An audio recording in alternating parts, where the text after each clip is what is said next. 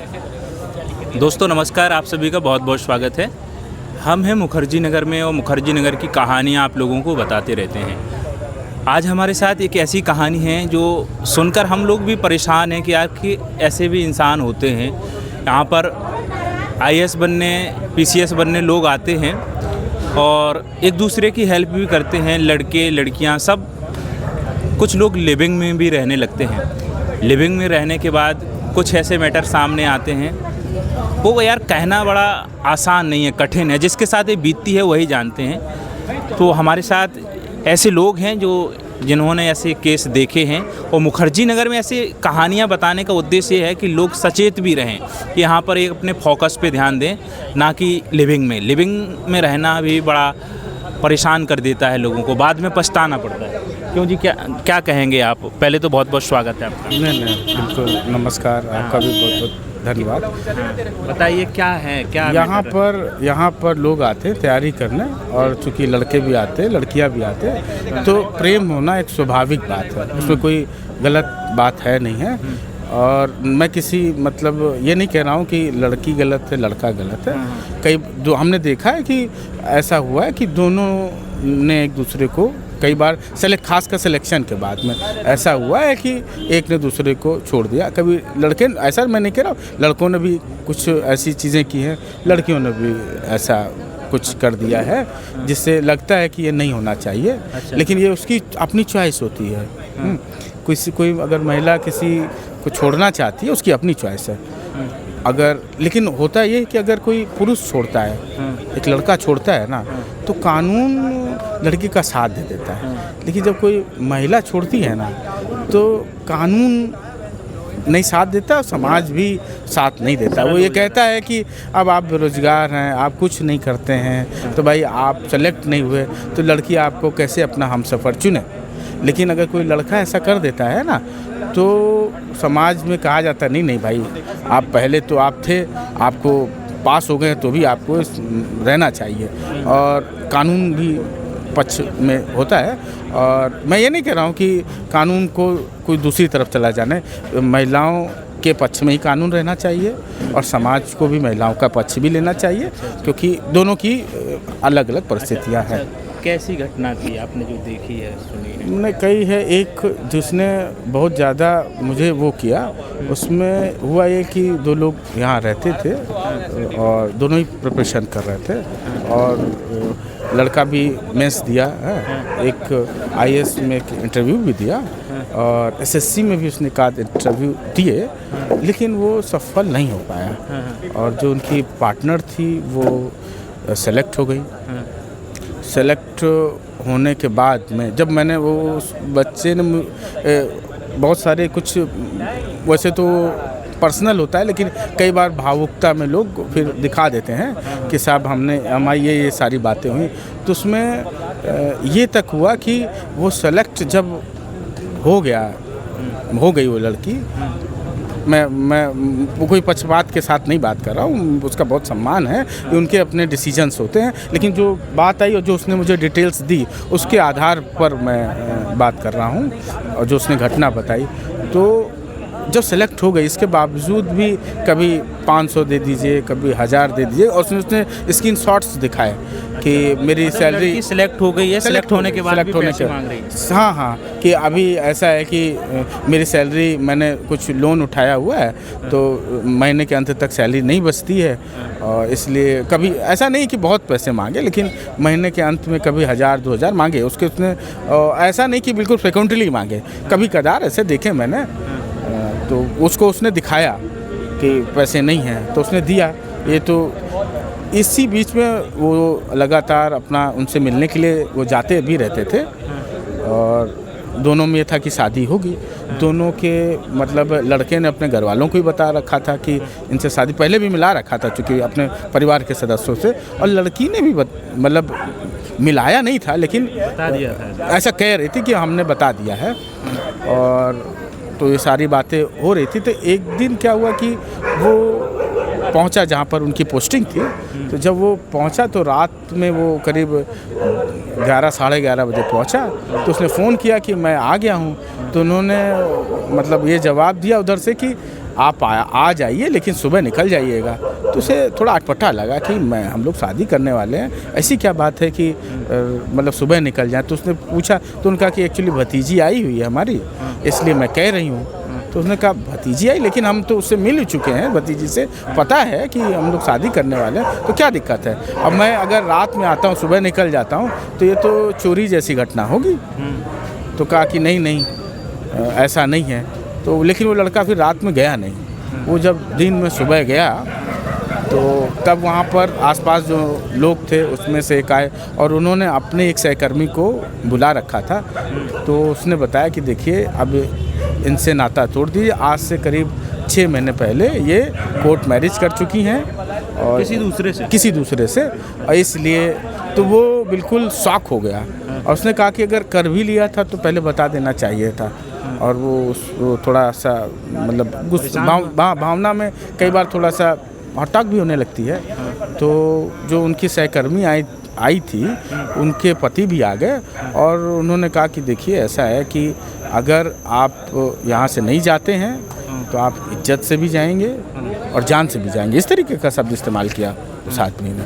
ये तो रोने लगा और बेचारा सीढ़ियों से उतर कर आया और फिर वो बदहवास जैसा हो गया। और वो जब स्टेशन में पहुंचा तो वो गिर गया, मतलब बेसुध होकर। अच्छी बात थी कि कोई बहुत बेहतर आदमी मतलब आया, जो वरना लोग तो मोबाइल और कुछ भी चुरा सकते, उसने चुराया नहीं। उसने उनके घर वालों को इन्फॉर्म किया और वो फिर घर से लोग आए तब उसे किसी तरीके से ले गए। तो मैं मतलब किसी बात को जज नहीं करा, लेकिन तो फिर भी लड़का कोई जॉब नहीं लगी थी लड़के की जॉब नहीं लगी थी, लेकिन वो बिजनेस करता था, बिजनेस से चूंकि जुड़ा हुआ था। तो यहाँ पर भी तैयारी भी कर रहा था। तैयारी दोनों कर रहे थे। लड़की हो गई। हाँ, ये लड़की सेलेक्ट हो गई। लड़की ने 6 महीने पहले ही शादी कर ली, बताया नहीं। और बाद में यही हुआ कि भाई क्यों नहीं बताया। तो उन्होंने कहा कि चूंकि कोर्ट मैरिज की थी और उसमें आप ऑब्जेक्शन कर देते आके और ये सब मत, इसीलिए मैंने आपको नहीं बताया। लेकिन मतलब ये थोड़ा सा मतलब किसी को भी इस तरीके से नहीं रखना चाहिए। बिल्कुल। अच्छा, वो लड़के से जिससे शादी की थी वो जॉब में था कि वो भी ऐसे ही था? नहीं, वो उसमें ये पता चला कि वो जॉब में नहीं था। वो भी जॉब में, लेकिन वो ठीक एक बिजनेस फैमिली से था। और उसने एक और बात बताई कि जो ये लड़का था उससे वो थोड़ा सा गुड लुकिंग था, स्मार्ट था और कम एज का था। उन्होंने ये फैक्टर बताए भी। ऐसा उन्होंने बताया कि भाई इस कारण हमें अगर बेटर अपॉर्चुनिटी मिली तो हमने भाई उसको सेलेक्ट किया।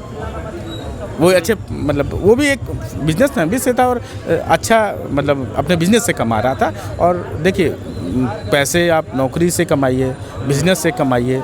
और बहुत सारे लोग बिजनेस ही करना पसंद करते हैं क्योंकि वहाँ पर अच्छा वो अपने साहस का अच्छा प्रॉफिट बना पाते हैं, इसलिए। अच्छा, तो ये ऐसी जो घटनाएं हैं मुखर्जी नगर में कुछ होती रहती हैं। अच्छा, लिविंग में रहना कहाँ तक सही है बताइए? नहीं, लिविंग क्या है, 18 साल के ऊपर है और जो सिविल सेवा में जाना चाहते हैं, जिला चलाना चाहते हैं, तो वो अगर किसी के साथ में रहते हैं तो वो गलत नहीं है। लिविंग में रहना गलत नहीं है। हाँ, लेकिन क्या है कि जिसके साथ भी रहिए, चाहे लेडी हो चाहे पुरुष, दोनों की बात है। दोनों को एक मतलब एक कमिटमेंट तो होता ही है।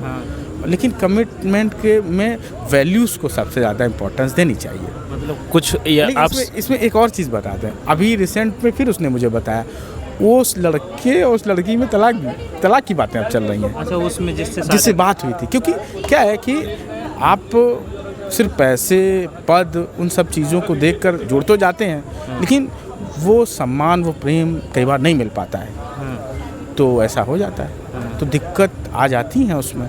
अब वही अभी बीच में ये भी हुआ कि उस लड़के से थोड़ा सा शायद संपर्क करने की भी कोशिश की गई पुनः। अच्छा, लड़का अभी क्या कर रहा है जो जिसको छोड़ा था? लड़का अभी हाल में ही उसने मेंस लिखा था, अभी यूपी PCS का। हाँ, उसने दिखाया भी और अपनी यहाँ पर ही दिल्ली में ही उसने अपनी एक फॉर्म बनाकर काम भी कर रहा है। अच्छा, बाद में जब ऐसी मामला सामने आया, पता चला, तो बहुत काफ़ी समय तक परेशान होगा। अरे इतना परेशान था कि यकीन मानिए हम लोग रात भर उसके रूम पर रुकते थे कि कुछ गलत कोई कदम नहीं उठा ले। गलत कदम ना उठा ले। लेकिन उस बच्चे में एक बड़ी ख़ास बात मैंने देखी। उसके बाद में हम जाते ज़रूर थे, लेकिन उसने एक नया रास्ता अपनाया। मैंने बताया ना कि इसके बाद वो कई सालों से फिल्म्स में 2-3 साल से फेल हो रहा था, लेकिन जैसे छोड़ा उसमें फिल्म्स में भी पास हुआ। तो उसने कहा कि मैं मतलब मेहनत करूँगा। वो इस बात को उसको मैं उसको दौड़ते हुए देखता था, वो रोते हुए दौड़ता था। और जब वो रिज़ल्ट आया ना उसका प्रीलिम्स का और फिर मेंस का, तो मैं बिल्कुल, मुझे बहुत सबसे ज़्यादा खुशी तो मुझे हुई कि यार इसने मतलब उस फेज़ का क्या पॉजिटिव यूज़ किया। और उसने कहा भी, बड़ा अच्छा शब्द उसने कहा कि प्रेम से ज़्यादा सुरेंद्र बाबू मुझे अपमान ने शक्ति दी। जो अपमान हुआ उससे मुझे शक्ति मिली। लेकिन हर बच्चे के साथ कई बच्चे टूट जाते हैं, डिप्रेशन में चले जाते हैं। वो एक ऐसा बच्चा था कि और उस यहाँ पे दिल्ली में एक बढ़िया कारोबार भी इस्टेब्लिश किया। इस समय शायद 2-2.5 लाख रुपए कमा भी रहा है वो। हाँ, और इसके बावजूद परीक्षा अभी भी नहीं छोड़ी। उसने 24 का मेंस लिखा और PCS वाला उसमें फाइनली नहीं सेलेक्ट हो पाया, लेकिन 25 का भी मेंस लिखा उसने हमारे साथ में ही। कमा भी रहा है और वो यही बात कह रहा था कि मैं जब अकेला पढ़ाई करता तब नहीं हुआ, लेकिन वो जो उसको चोट लगी थी ना, उसने उसको हिलाया और एक नया बिल्कुल ह्यूमन बीइंग बना दिया। तो लेकिन हर बच्चे के साथ ऐसा नहीं होता है। मैं तो सभी बच्चों से यही कहूँगा कि इससे में एक सीख जो है ना कि डिप्रेस नहीं होना चाहिए। और ये ऐसा घटनाएं हो जाती हैं भाई, दूसरे की चॉइस को आप कैसे बदल सकते हैं।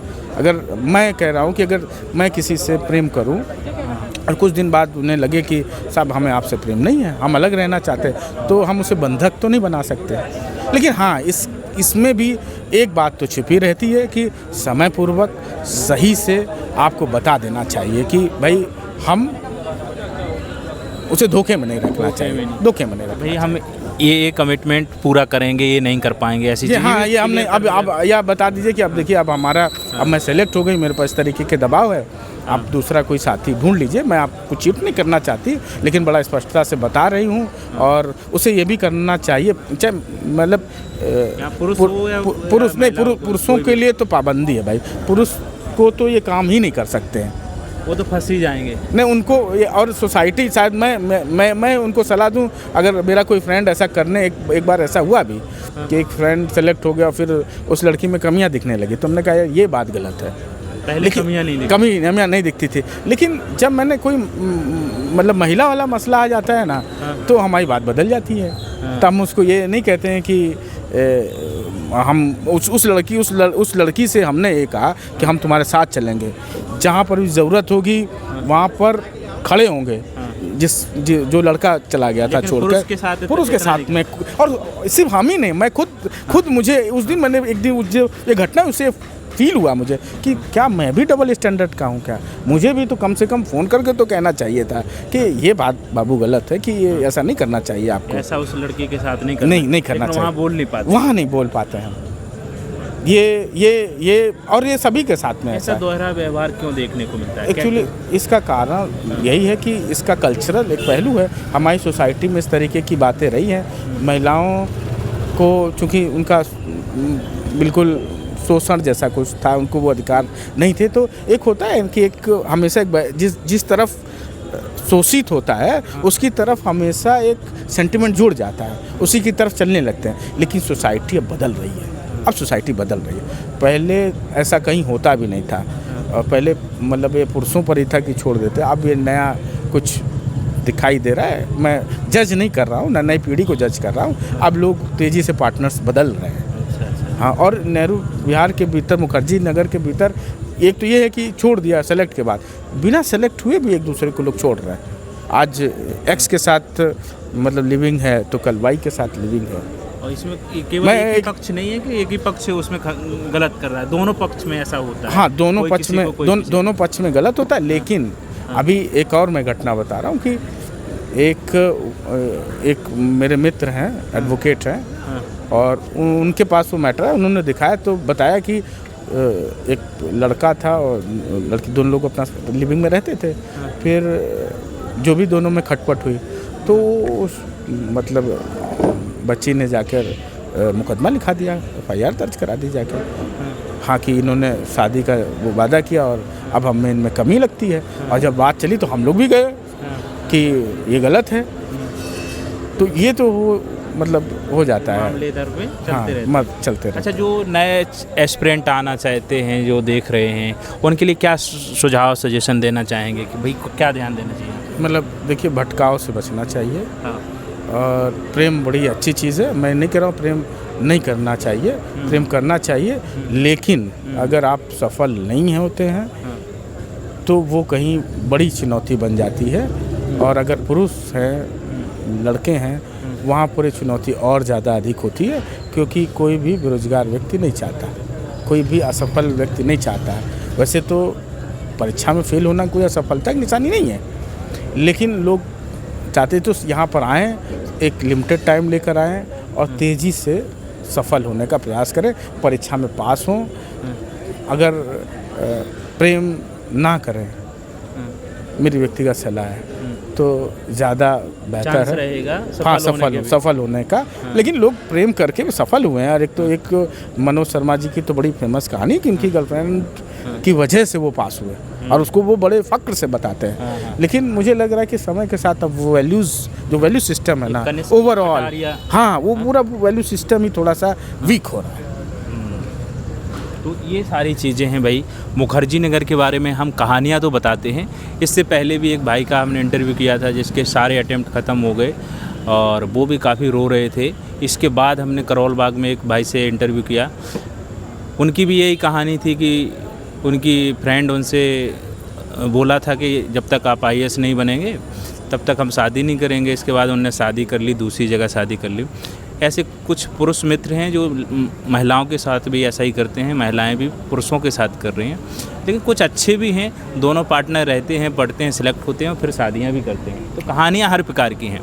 तो ये जो कहानी है इसके बारे में क्या सोचते हैं, बाकी जो आप ध्यान दे सकते हैं, जो भैया ने बताया है कि आएंगे भाई, पढ़ाई पे विशेष ध्यान दें और यहाँ पे लिविंग में रहना ना रहना वो आपके ऊपर चॉइस है। लेकिन प्रेम जो करना है, प्रेम करिए, किसी से भी हो जाता है, लेकिन लिमिट में करिए, फोकस रहिए अपने लक्ष्य पर, जो आपका लक्ष्य होना चाहिए।